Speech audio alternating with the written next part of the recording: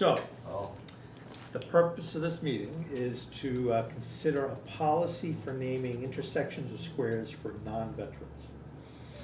So as you know, we have a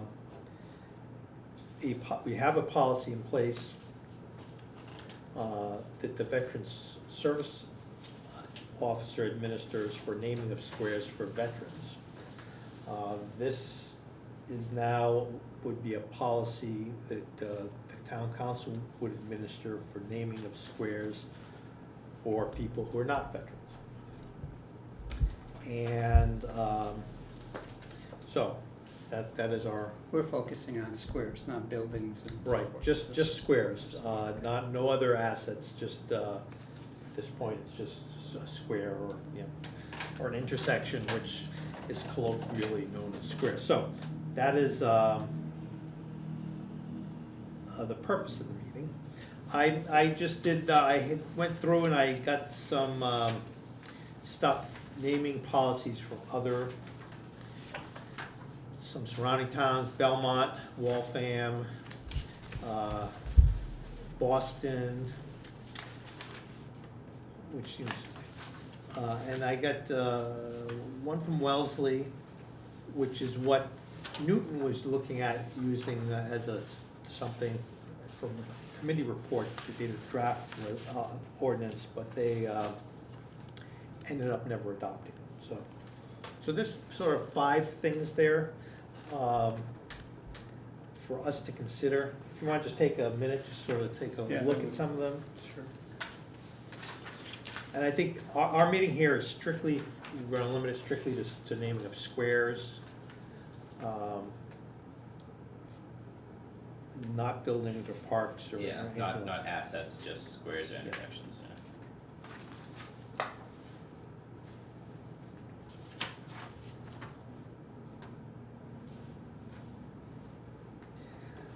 So as you go through it, I kinda like Belmont. Belmont seems to be the cleanest.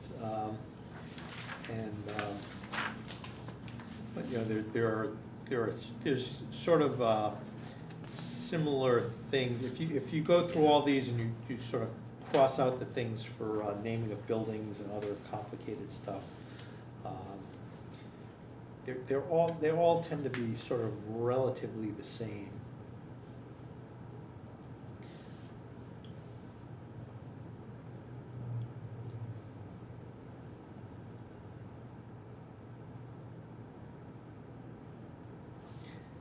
And we're not going to consider naming of streets either, so, because I think naming of streets triggers a higher level of review, because of the way it's street names are used for 911 and GPS and all that other stuff, and I think that's a different story. So I would just prefer to leave it, if the committee's okay with that, not streets, not buildings, not parks, Yeah, that's fair. just squares. So if we do it for, I mean, it may help for the future if, Yeah, we could, I mean, that could be something, but our mandate was, just a big, okay. the referral was just naming of intersections of Okay, so we're squares. stick So with the let's referral. stick with that. We could always then, if we wanna come up with additional policies, like for naming of a park, or naming of a building, which becomes a lot more complicated, Yeah.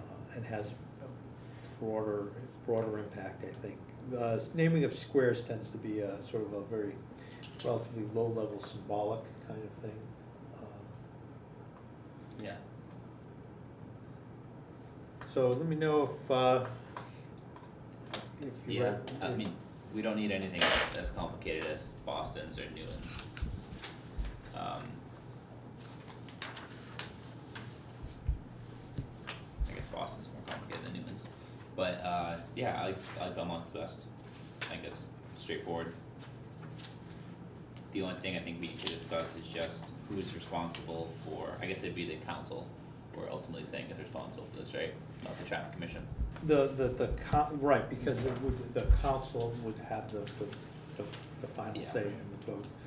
You know, once if you get into naming of streets, why not like rename Main Street to be Yeah, definitely something not. else, soon that, Yeah. then that has a much broader impact in terms of mail delivery and GPS and emergency response, but a naming of a square is really symbolic, you know, it's just sort of Yep. has none of those kind of restrictions for mail delivery or anything, so I think it can be, once we pare it down and remove all that other stuff. If you look at Waltham's, you know, they have, you know, they have much more complicated things in terms of notifying every abutter to the street about the change of the name, because It's an actual app, it's different than just the squares and the, yeah.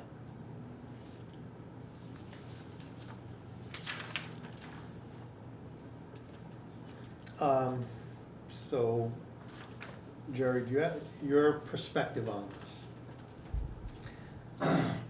And I draw your attention to the Belmont, the first introduction, the last sentence of the introduction.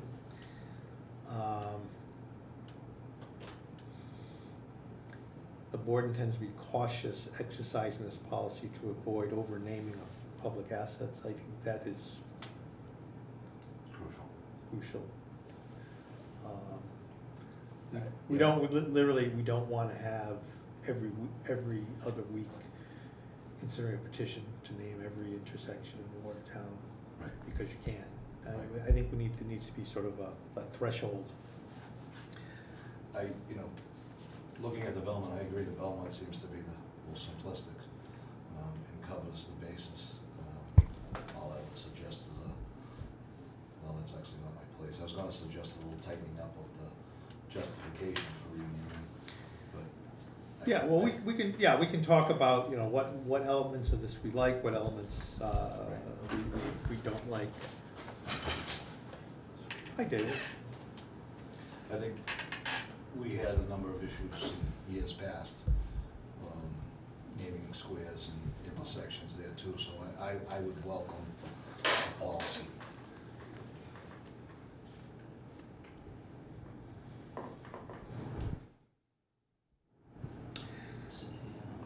Okay, so do we wanna sort of use Belmont's policy sort of Seems to Template? make sense, yeah.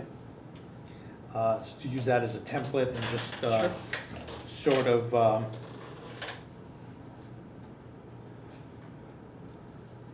so I think key elements are this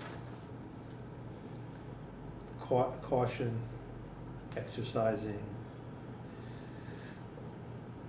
the policy to avoid overnaming. But you're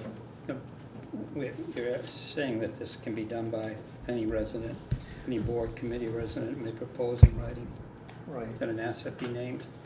Yeah. So we may be cautious in deciding whether we want to accept that, but people can suggest it. The council then will have to decide Ultimately, it's the council vote. whether there are too many of them or not. If you look at the one in Wellesley under the policy statement, to the first page of the Wellesley one,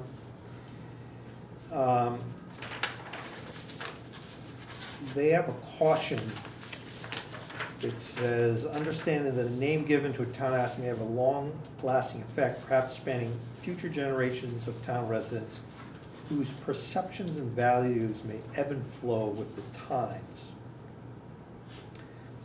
Certainly this has been in the news lately of, you know, things were named for people and then, you know, in retrospect, people having second thoughts about they were a slaveholder, they were Yucky way. you know, something or the other, and you know, it would be sort of, you know, there's been, you know, even, you know, I hate to say it, but even, you know, with the whole Catholic Church scandal with child abuse, you know, that there's people who were, you know, 20 or 30 years ago held up as paragons of virtue in the community, and then it is later uncovered that they had engaged in unsavory behavior, and I think part of that, and I think, so first, you know, first is having a policy to avoid the overnaming, and I think the second crucial element is sort of the vetting process. And while somebody may be happy to bring forward, you know, they would like a square name for their father, you know, because that's where they used to live, and he was a great guy and everybody knew him, but if he was, you know, a convicted criminal, you know, the town council may not want to do that. You know, so I think that's where we need to think about that, and I'm not quite sure how we go. Maybe we should take the easy part first About it. before the hard part. I look at the policy that they wrote and see if we generally agree with the criteria by which one could be nominated, which seems to be I don't know how to deal with the caution thing. I mean, we could write it, but at least this one and the policy we can have some clear criteria, right? So this one says that an individual played a leadership role in town, such as distinguished, well, we don't have to do the military because that's law enforcement or public office. And it could contribution, there's may be considered along with length of service, so that one of the criteria is that the individual, in this paragraph they're talking about individuals, in the next one they talk about organizations, but has a historical association with the property, one, or where the individual played a leadership role in town. Do we feel that those are two good criteria? I don't understand, do we think that those are two good criteria? Yeah, so again, I think the financial contribution, you know, this isn't, you know, I think they're looking at things like, oh, you know, if I give, you know, $200,000 to the school department, they're gonna name the gym after me because, you know, I you know, that kind of, Right. I think we want, that really doesn't apply to sort of the naming of the squares, so Right. I think that kind of, so I really think we wanna focus on civic contributions. Right. Is the, So the first part is the leadership role in the town, so an individual played a leadership role in the town, such as those distinguished by military, law enforcement, public office, so Yeah. that seems to be a valid, a good criteria, that they played a leadership role in town, and that their length of service could be connected to that.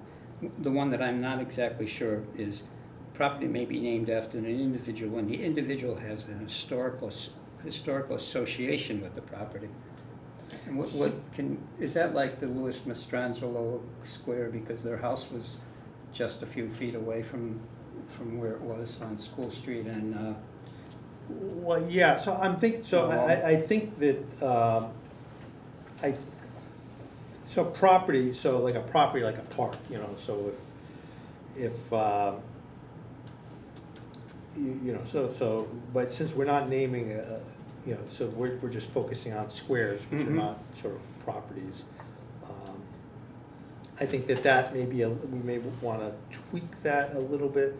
I think in general, if we're going to name a square, that we generally do it, that there's a connection to the surrounding property, like the person lived on that street or on the corner of that street or somewhere in the general area where they lived or had a business or did something.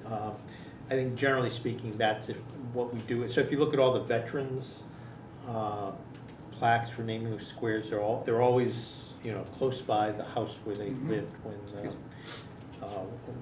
they either, you know, lived when they were serving or, you know, lived before they joined the service. So I think in general that there is that connection, you know, in town. So, you know, 30 years from now when I'm dead, if somebody decides they want to named the intersection of Carroll Street and Orchard Street after me, you know, it would have, because I lived there for, 30 years or whatever. You know, that kind of thing versus just doing it in some random, But I think randomly. that, I think that's supported by the Mastrangelo one, because yes, He lived there. on School Street. He was a prominent The town, figure of the town. the town physician, right? Yeah, one other, no, he was actually president of the council. No, that's Richard. That, The oh, Lewis. that's, you're right, that's Lewis, yeah. That was the top, And Richard, we have the plaque on the the council chamber, yeah. The other one that comes to mind is the McNamara on Bradshaw and Waverly Ave, the firefighter from Newton. That's a square or corner named after him. He was injured pretty severely in a fire, chemical fire. Yes, so, and that was, so I guess, and that's the other thing, the question of naming things after somebody who's, most of these are meant to be for people that are no longer living as a memorial. The McNamara one, I don't think, did the council even vote on that? I think they did, I remember. That was just before I used to get on the council, Oh, really, was it been that long? yeah. Yeah. But that was an extenuating It circumstance. certainly was, yeah, yeah.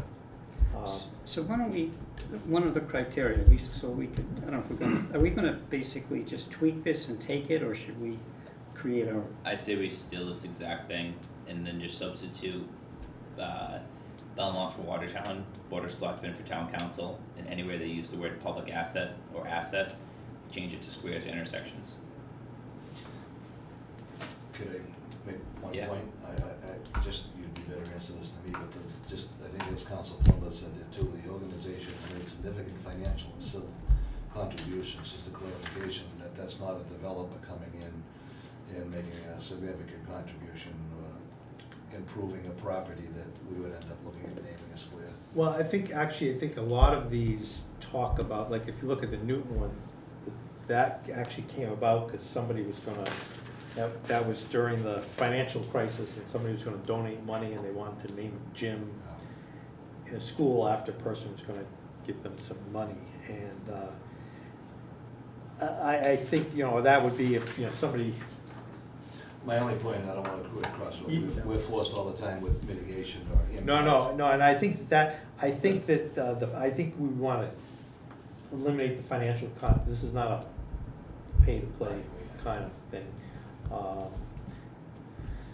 but if someone made a significant donation to the improvement of a park, and we didn't want it, and the park was already named, would there be a problem naming the square next to the park after that organization, let's say a foundation or the individual who donated? Are we saying we want to rule that out, or are we saying that we could keep that in as long as it's not, a developer?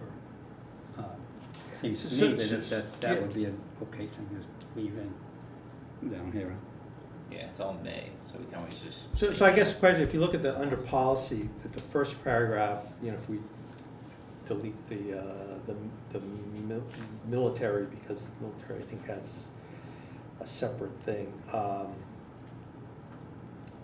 The second paragraph really talks about, I'm gonna donate,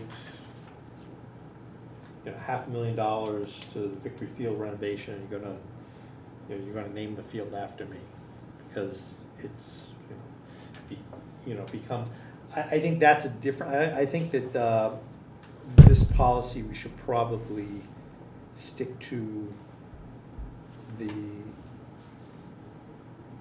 this first thing with, a leadership role or a substantial contribution to the community, and not talk about the civic contributions opposed to just financial contributions. So I think if the civic contribution is the key, not the financial contribution. Certainly that could be part of it. If you've been lived in Watertown, you're a long time donor, donating stuff to charity and other things over the course of your civic, but that's really sort of a civic contribution as opposed to I will donate money for this specific renovation if you will name the field after me. I think we wanna avoid that. And I think since we're only looking at naming of squares, I'm not sure that really would apply anyway. Okay. Do you agree, Ken? No, I don't think it matters either way, Yeah.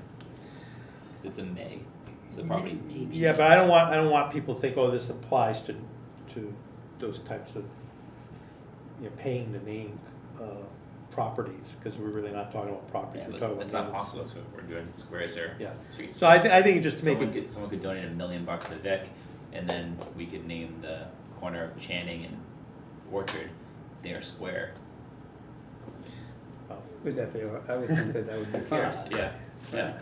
because I think, Yeah. well, I just, you know, practically. And the thing is, it's a may, so Yeah. council could already say, nope, thanks for the gift, but we're all set with naming anything after you. So, it's a So may. that may is a strong word. Yeah, so, I mean, they could come forward and ask for it, and we could just say no. So then the other question is living versus deceased. I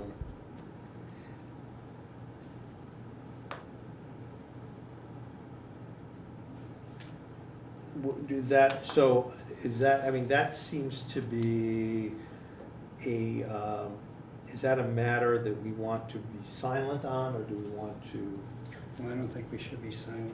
or do we want to just say, I mean, generally speaking, many of these things talk about, you know, must be deceased for at least, you know, 1 year. I mean, we could just take out that line, and then, I mean, I'm not sure we need to make any we need to distinguish between whether the person is deceased or not. Does that affect their service? Does that affect the reasons we'd be naming it for them? It would just, you know, I think it just, I think that, in terms of standing the test of time, you know, it may be, you know, going back to the original policy of being cautious about the process of naming, that it just, you know, you don't know, you know, if it, you know, how is this gonna stand? You know, I mean, that's one way to do it, because, you know, once somebody's dead, you know, it's, well, I think actually it could be either way. What I meant by not leaving it open was that I think we should say either they're alive or they could either be alive or dead. That's how I think we should read it. So there are people who, you know, as they get older or, you know, have been active in civic contributions for the last 30 years, but they're still living. And if someone wants to put forth that, I don't see any problem with it. I think the first sentence in Belmont's, if we're using that as a template, after the first sentence, second sentence, for the purpose, public assets shall mean blah blah blah. If we just said in place of the first and second sentence there, the town council shall be responsible for the naming of squares or intersections, comma, as identified by the DPW. So that way, the only squares or intersections we'd even be considering, so the limitation on that would automatically be the ones that the DPW has identified as sufficient to meet that. 'Cause technically, anything's an intersection, but obviously not every single intersection should have some sort of plaque. The ones that make sense to have some sort of plaque or dedication would have it. So in my mind, we have the DPW dictate which ones can have it, and then that sets the limitation there. But want to kick it over to Jerry, doesn't, I mean, that puts in, I don't see what.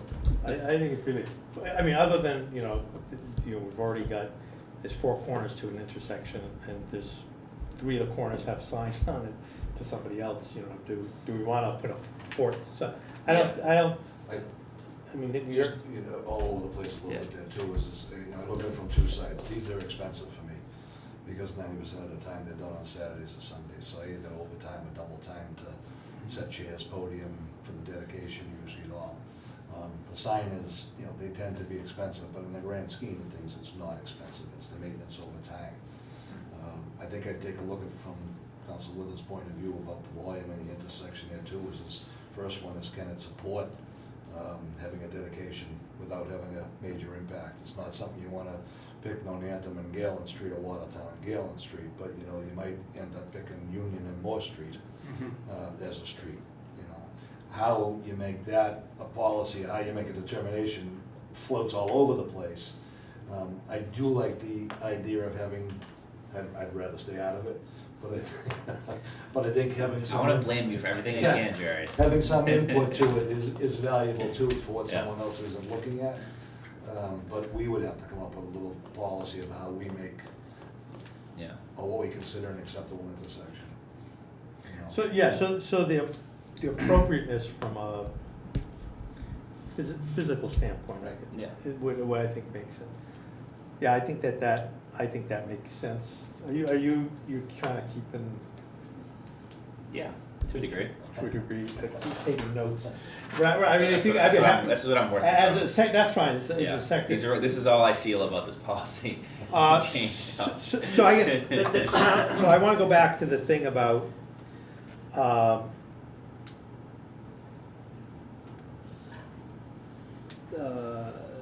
you know, going back to this very first paragraph here, the long-lasting effect, future generations whose perceptions and values may change, and the cautious in exercising the policy. You know, by doing it as a memorial, the person has died. You know, and the time has passed, and you know, the person's life can be like reflected on about their, you know, their true contribution to the community. I'm just a little bit hesitant to saying that people don't have to be deceased to name a memorial. First of all, it's not really a memorial if you name it after somebody who's still Right, alive, right. because it's not a memoriam. But I wouldn't say it has to be a memorial. well, I mean, the whole, well, the question is that our intention here is to memorialize these individuals? And then, you know, I guess it becomes, the unsavoriness becomes, you know, everybody who, you know, can start lobbying for themselves. And it becomes, it's one thing for the community to lobby for somebody Right. in their memory, as opposed to the actual people who are still alive, sort of lobbying the council to vote for something to recognize them. And I guess that's how, in my mind, I view this as a memorial. Well. But I again, just we don't- think but again, it's it's big, up- so there's someone who's made a major contribution to the town, civic or public office, right? And, you know, they have a serious accident, and they're now disabled for a long time, until they pass. Is there anything wrong with saying, making a street where they live as a thank you to them for their contribution? So I understand that, you know, traditionally memorial, you wait till people pass. I'm just thinking that you don't want to be in a situation where you have to, well, maybe you shouldn't have to pass before you. I'm not, this is not a breaker, you know, Yeah. I mean, I could understand that, so I would, for us to move forward, I think if we want to say that the person, and they use the language here, in the event of an individual's passing, a year must pass before consideration may be given to be an applicant. I mean, if you look at Waltham, actually, Waltham says, no street or square shall be named for any person living except by unanimous vote of the council. So they make that, not that, you know. You have to die to join the club. Well, I mean, you know, so they make that distinction between just a majority vote and a unanimous vote. Although I think maybe that's But like, the only thing I'd say is like, what if in 10 years we have someone that grows up in Watertown and they go to the Olympics and they break Phelps' record in gold medals, and when they come back to town we want to name a square for them. That's the situation Yeah. where you don't want that policy in place. So, I mean, I'm just asking the question, I mean, just, you know, what, Yeah. well, we could, I mean, that could be, We could leave it, you know, we could leave it open. So I guess the question is, in terms of the vetting process, do we want to, so if you look at the Belmont one, they've got some criteria.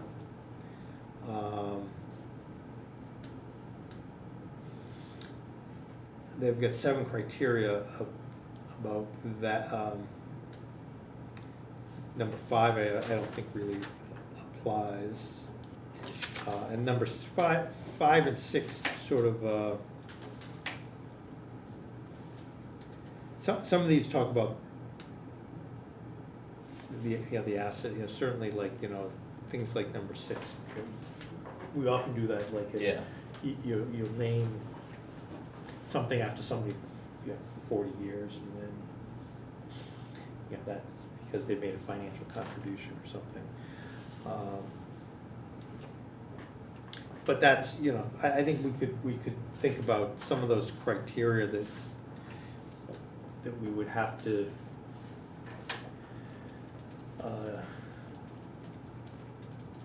consider for this, and what type of information we would want the proposals. So I go back to the process and the Belmont one. The second sentence, proposals should include documentation to support the rationale and should reflect a broad level of community backing. So, do we get to, do we want to expand on that, or do we want to leave it? Do we want to, how do we, because literally I'm just concerned about developing a policy that literally every week some family member is going to say, I want to name this after my father or my mother or something, and it's, how do we clarify what the level of the broad community backing should be? Do we need to do that, or do we just Well, traditionally, whenever see it when we know when we see it? 3 people voice an opinion, most of the council assumes that those 3 people are speaking for the whole town. So it's gonna be really hard for this council to gauge broad community backing, my personal opinion. We've been through this. Yeah, we're not gonna, Exactly what you're talking about has happened over time. The stronger you are now, the better you are, I think, without having to reinvent the wheel and put all kinds of legalese and terminology into it. I think you need to make your decision process as a council a little bit easier with a little bit of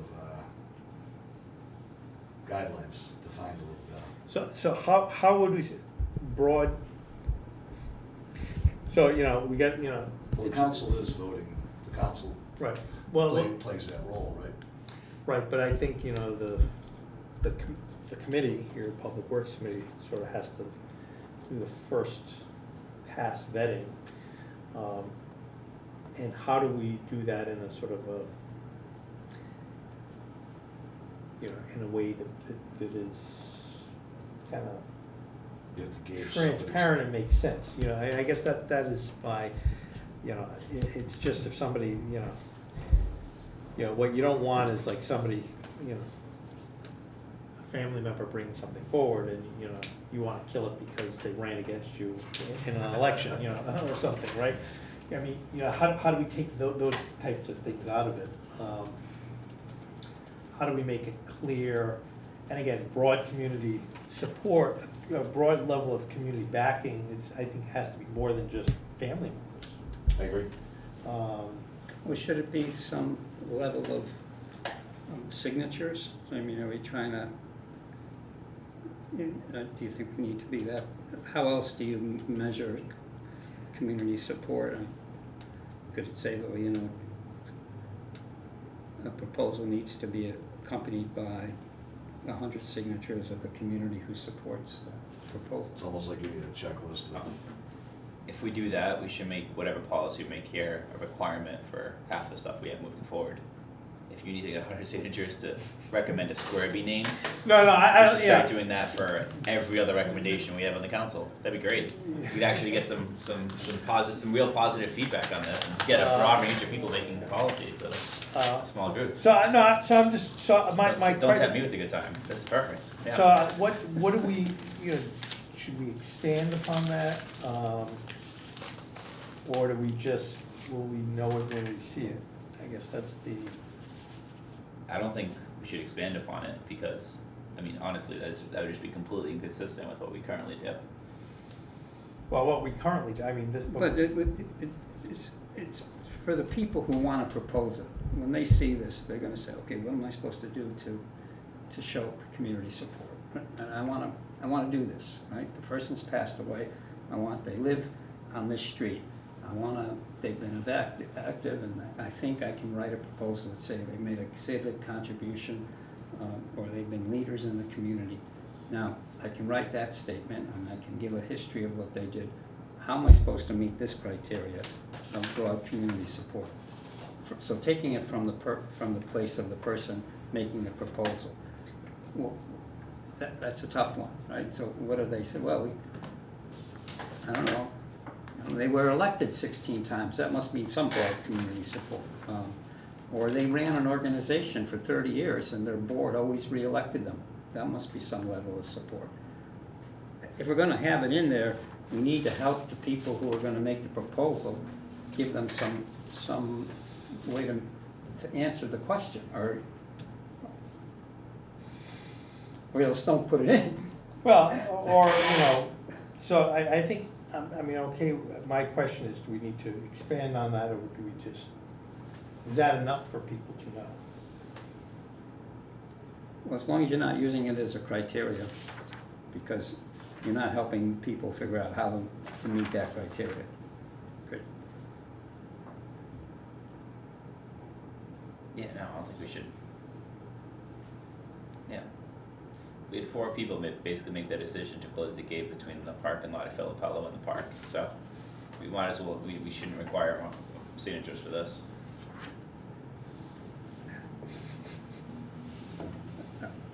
That was, Okay, 4 so- people.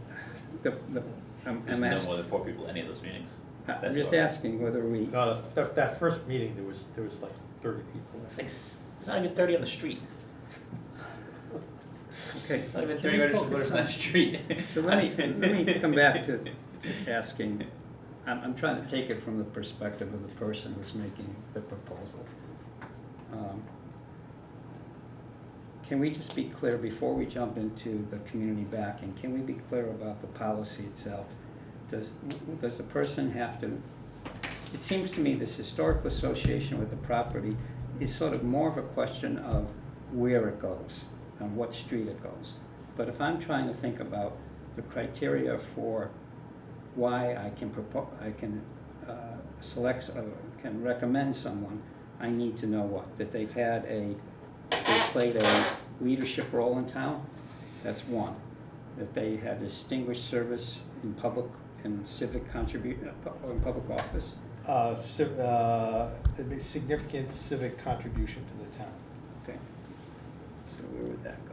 Significant. Are you in the second paragraph? Second paragraph under policy. Yeah. Delete the financial, because, this is not intended to be a policy for naming of assets Right. as an exchange for financial contributions. Okay, and it could be an individual or an organization. Okay. Yeah, I mean, even if you take out the words financial and, a future council may consider a significant financial contribution a civic contribution. So it's not like you eliminate it just by eliminating those words for a future council, just throwing it out there.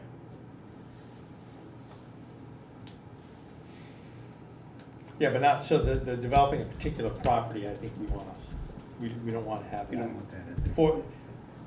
Or has made a direct financial grant to the, so that last sentence, the direct financial grant to the Yeah. town for purpose of developing. Yeah. That is like, Take that out. donating money to Yeah, you renovate take a it out. park, and we'll name Yeah. the park after you, so. Sure, all that matters. Okay. So, Is there a way to Is your copy combine clean? two paragraphs? I already jotted all over mine, so I don't wanna use mine as a final. Well, do you want, so I guess, let's just step back for a second.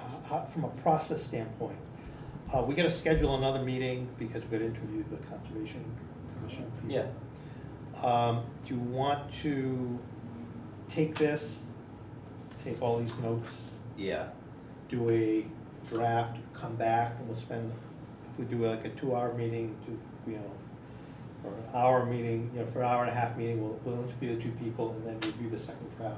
I think that's a good call, just because we're not, Because then Yeah. we'll all be a little, well, I'm just concerned that we're all happy with the final language. yeah, Um, it'll be hard to see otherwise.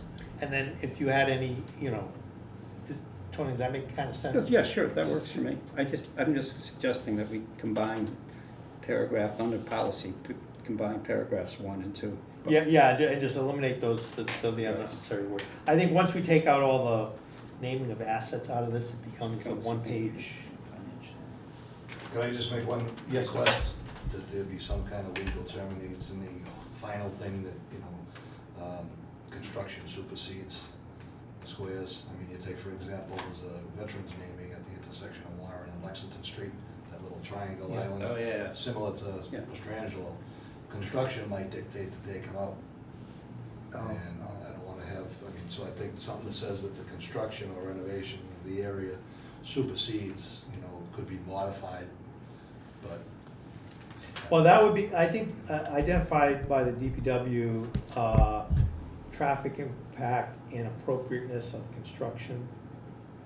It might. Because I think that would, I think that there needs to be sort of, there's sort of the political aspect. Yep. Should we name something after this person? But then there's the physical Right. construction appropriateness, and you may say, this is such a busy street, I don't wanna do it here, or there's already too many signs on the street, or there's a traffic light, or, or we're reconstructing this intersection. So we want, let's put it a block away at the end of the other block, which is residential. I think the So only I one think- thing I'm looking at is 20 years down the road. Construction changes, we have it dedicated, it would be approved for an intersection. And then 20 years down the road, we're looking at the need to modify that intersection. Is the And then you only may one- need to move it. And the only one I'm looking to cover it, and at that point, it gets sensitive to the people that are related to the individuals that it's named for.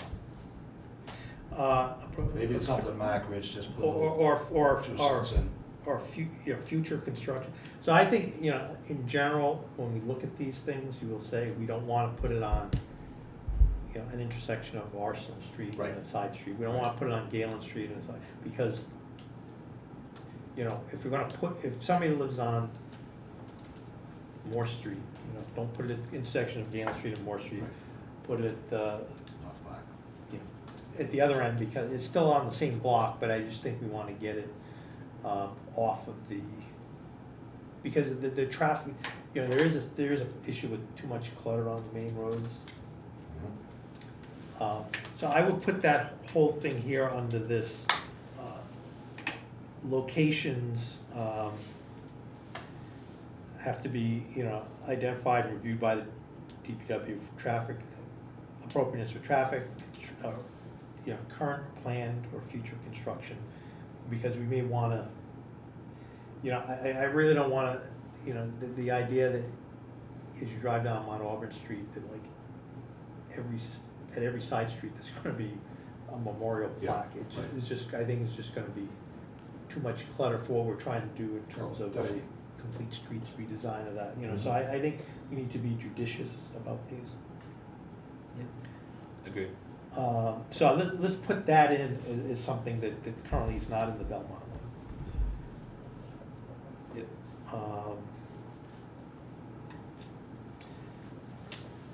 So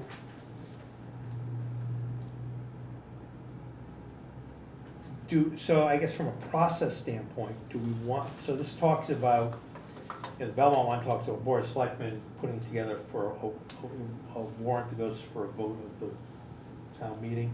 Do we want to have a similar process where it goes to Public Works Committee to review all this for recommendation to the council? Sure, I mean, that's how we operate, yeah. That makes sense to me. So, cause that would allow us to sort of, It- you know, take the request from the public, filter it through the sort of the political ramifications, like, oh, we do the research and find out that this person was, Right. you know, convicted of a felony, you know, that none Yeah. of us knew about, or that, you know, the location they want, you know, this is inappropriate because of the traffic location, you know, it would allow us to sort of do that separately, Agreed. and sort of Okay. do the vetting work to bring to the council.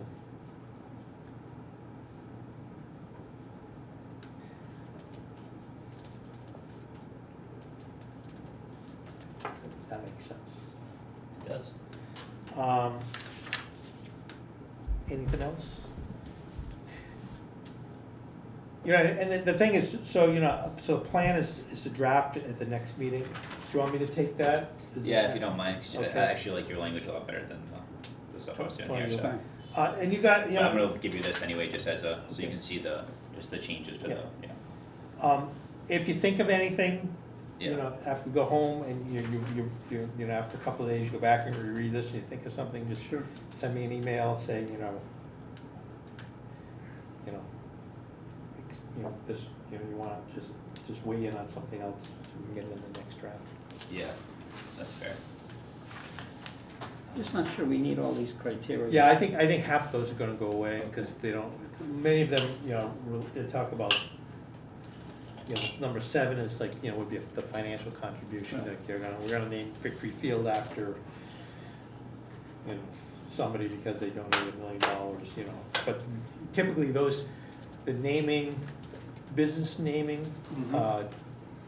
the quid pro quo is that it has like a 25-year or, you know, or 10-year sunset clause on it, so. I think it'd be important Like to the recognize, TV North Yeah. Garden, right? this might be used as a template for other assets. So if someone decided that, you know, we're building a new, that's not very good, we wanna change the name of the school, or we're building a new building and we want, or we have an existing building and we wanna name it after someone. I think they're gonna be turning to this, well, what do we use for squares, so maybe we could use the same criteria. What are we gonna use for assets? And that's come up So it could a use. number of times with the 552 Main Street Park, you know. Yeah, we gotta name that thing. Name it Yeah. after, you know, Yeah. it's gonna be the Kenneth Woodland just- Memorial. Sure will not be that. I don't have the votes in the council. I would go to the Abraham Brown Memorial Park, because the school was named after because that was part of his farm. Yeah. I'm just, I mean, the other thing is, and I'm not sure what they're gonna do, but we just had this discussion when the transportation, in the parking management presentation, about the need to name our parking lots a little more than the CVS parking lot. For $1 million, we'll name it the CVS Park.